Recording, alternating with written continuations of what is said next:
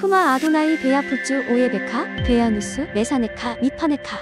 여호와여 일어나사 주의 대적들을 흩으시고 주를 미워하는 자가 주 앞에서 도망하게 하소서. 샬롬 생각하는 성경 홀리아미입니다. 오늘의 말씀은 여호와 하나님께서 유월절에 대해 하신 말씀입니다. 이 말씀을 언제 하셨을까요? 1절을 보면 출애굽한 다음 해 첫째 달에 하신 말씀입니다.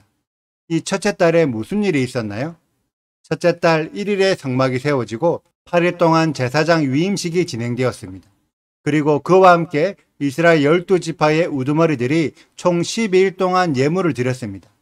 그런 후 민수기 7장 89절에 기록된 증거계 위, 속죄소 위의 두 그룹 사이에서 하신 말씀이 이번 주의 말씀입니다. 많은 신앙인들이 언약궤에서 흘러나오는 하나님의 음성을 초자연적인 음성이라고 생각합니다. 그리고 이 초자연적인 음성을 따라가면 높은 수준의 믿음을 가질 수 있다고 생각하죠. 그렇기 때문에 많은 성령 사역자들이 성경에 기록된 말씀보다 성령의 음성을 따라가는 경우가 많습니다. 과연 언약궤에서 흘러나오는 하나님의 음성이 초자연적인 성령의 음성일까요? 저 역시 하나님의 음성을 듣는 훈련을 몇 년째 하고 있고 오랫동안 하나님의 음성을 듣고 있지만 하나님의 음성도 몇 가지의 단계들이 있습니다. 예를 들어 하나님의 음성을 들었다고 해서 모든 음성이 성취되던가요? 나는 하나님의 음성이라고 생각했지만 실제로 이루어지지 않는 음성들이 엄청나게 많습니다. 이런 음성들은 아주 낮은 수준의 음성들이고 하나님의 음성일 수도 있겠지만 상당수가 나의 음성, 내 생각이 주는 음성들입니다. 그런데 대다수의 신앙인들이 이런 낮은 수준의 음성을 듣고 있으면서 이 음성들을 너무 맹신합니다. 그래서 자신이 받은 음성이 무조건 다 맞다고 억지 부리는 고집스러운 사람들도 있죠. 문제는 이것이 하나님의 음성이 되기 위해서는 정확한 성취가 있어야 해요. 그런데 대다수의 사람들은 음성을 듣기만 듣고 성취되었는지는 확인하지 않습니다. 우리들이 많은 성령 사역자들에게 예언을 듣잖아요. 예언 듣는 것에 집중하지 마세요. 성취되었는지에 집중하세요. 그러면 아마 들었던 예언들의 절반 이상이 성취가 안 되었을 것입니다. 이런 게 낮은 수준의 음성이라는 거예요. 높은 수준의 음성일수록 높은 성취가 이루어지는데 개인을 넘어서 공동체나 국가 단위로 성취가 이루어집니다. 그러면 아주 높은 단계의 음성은 무엇일까요? 바로 언약궤에서 흘러나오는 음성입니다. 이 언약궤에서 흘러나오는 음성은 어떤 음성일까요? 언약궤 안에 무엇이 있죠? 십계명 두 돌판이 있습니다. 그렇기 때문에 언약궤에서 흘러나오는 음성은 하나님의 백성들이 율법을 잘 지킬 수 있도록 율법을 세세하게 풀어주는 설명들이고 율법이 어떤 의미인지를 깨닫게 해주는 음성들입니다. 참고로 시내산에서 여호와께서 강림하셨을 때 주신 음성이 이 언약궤의 음성이고 예수와께서 공생애 동안 하셨던 가르침이 이 언약궤의 음성과 동일합니다. 그래서 예수와를 진정으로 믿으면 율법을 지켜야 한다고 생각하는 것이 너무나 당연합니다.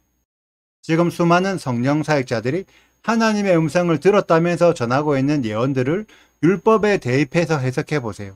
절반 이상이 율법에서 벗어난 예언들입니다. 그런 예언들은 신뢰할 가치가 없는 예언들입니다. 왜냐하면 성취가 안 될 가능성이 높기 때문이죠. 하지만 성경에 기록된 예언들을 살펴보세요. 성취가 안 될 가능성이 얼마나 되나요? 거의 99%가 성취가 됩니다.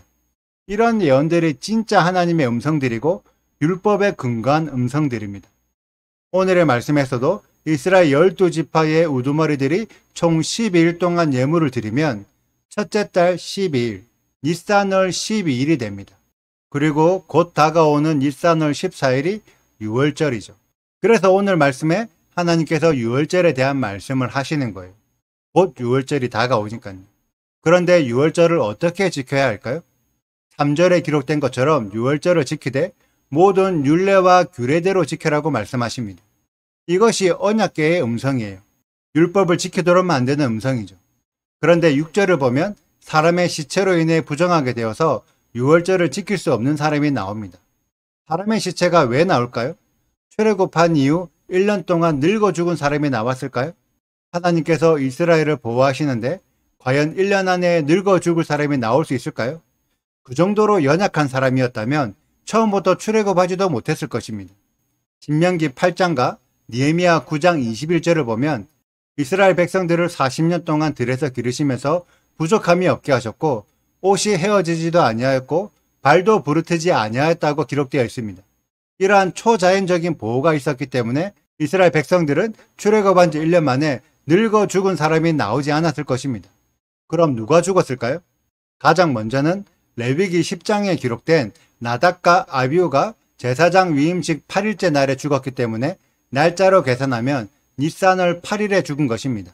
그래서 나답과 아비후의 시체를 수습해서 장례를 치러준 친척들은 시체를 만져서 부정해졌기 때문에 유월절을 지킬 수 없었습니다. 그리고 이스라엘과 함께 출애굽했지만 시내산 언약에 참여하지 않고 성막 건축에도 참여하지 않은 자들이 있었습니다.